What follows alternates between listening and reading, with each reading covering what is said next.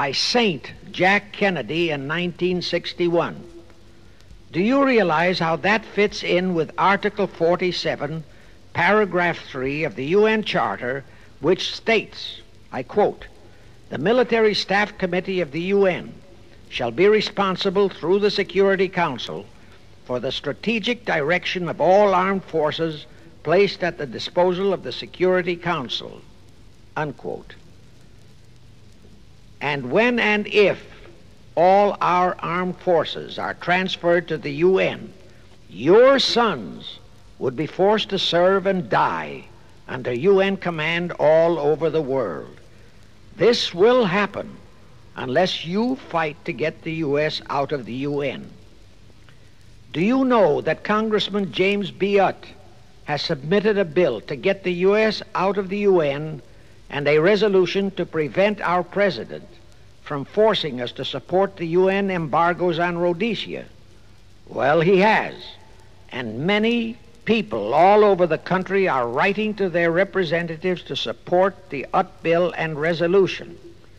And did you know that to offset the bill and resolution, 50 congressmen, spearheaded by Schweiker and Moorhead of Pennsylvania, have introduced a bill to immediately transfer all our armed forces to the UN? Can you imagine such brazen treason? Is your congressman one of those 50 traitors? Find out and take immediate action against him and help Congressman Now, do you know that the National Council of Churches passed a resolution in San Francisco which states that the United States will soon have to subordinate its will to that of the UN, and that all American citizens must be prepared to accept it? Is your church a member of the National Council of Churches? In connection with that, bear in mind that God is never mentioned in the UN Charter, and their meetings are never opened with prayer. The creators of the UN stipulated in advance that there should be no mention of God or Jesus Christ in the UN Charter or in its UN headquarters. Does your pastor subscribe to that?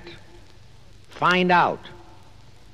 Furthermore, do you know that the great majority of the so-called nations in the UN are anti-Christianity, that the UN is a completely godless organization by orders of its creators, the C.F.R. Illuminati?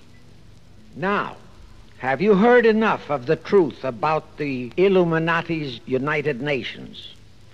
Do you want to leave your sons and our precious country to the unholy mercy of the Illuminati's United Nations?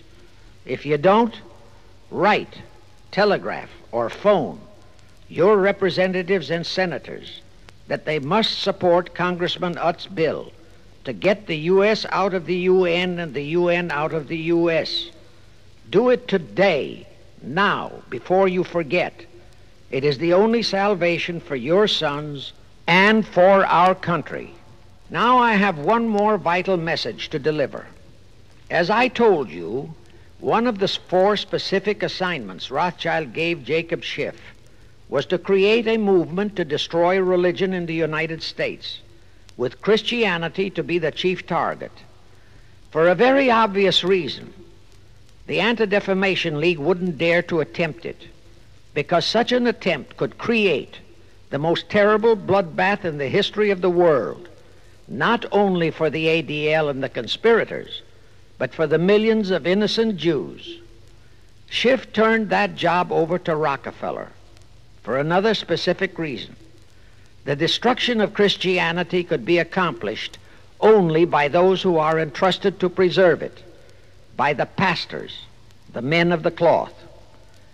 As a starter, John D. Rockefeller picked up a young so-called Christian minister by the name of Dr. Harry F. Ward, Reverend Ward, if you please. At that time, he was teaching religion at the Union Theological Seminary. Rockefeller found a very willing Judas in this reverend.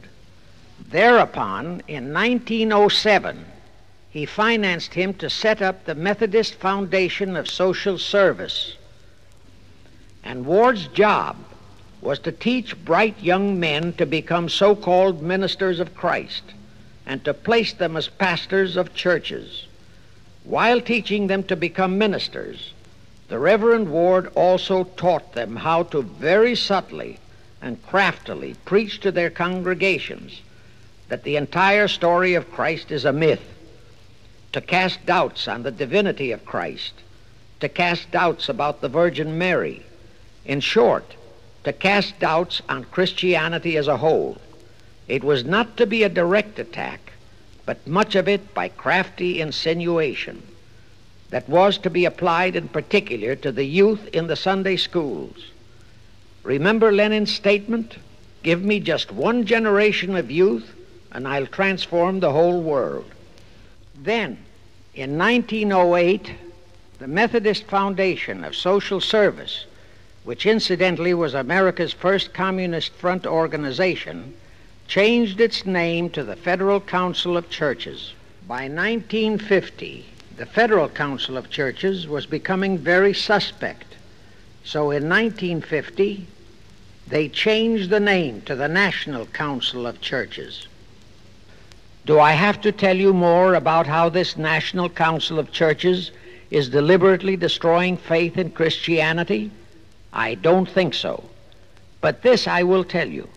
If you are a member of any congregation whose pastor and church are members of this Judas organization, your contributions are helping the Illuminati's plot to destroy religion and your faith in God and Jesus Christ. Thus you are deliberately delivering your children to be indoctrinated with disbelief in God and church, and which can easily transform them into atheists. Find out immediately if your church is a member of the National Council of Churches, and for the love of God and your children, if it is, withdraw from it at once. However, let me warn you, that same destroy religion process has been infiltrated into other denominations. If you have seen the Negro March on Selma and other such demonstrations, you have seen how the Negro mobs are led and encouraged by ministers and even Catholic priests and nuns who march along with them. As a matter of fact, the Mormon Church is about the only one I know of that is clean of that kind of Judas infiltration. But of course, there are many individual churches and pastors who are honest and sincere. Find one such for yourself and for your children.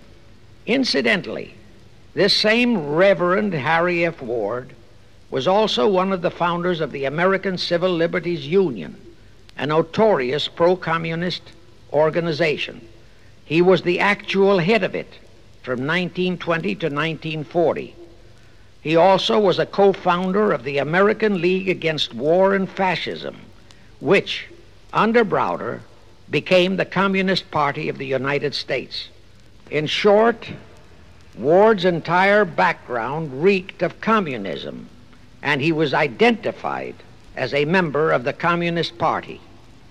He died a vicious traitor to both his church and country, and this was the man old John D. Rockefeller picked and financed to destroy America's Christian religion in accordance with the orders given to Schiff by the Rothschilds.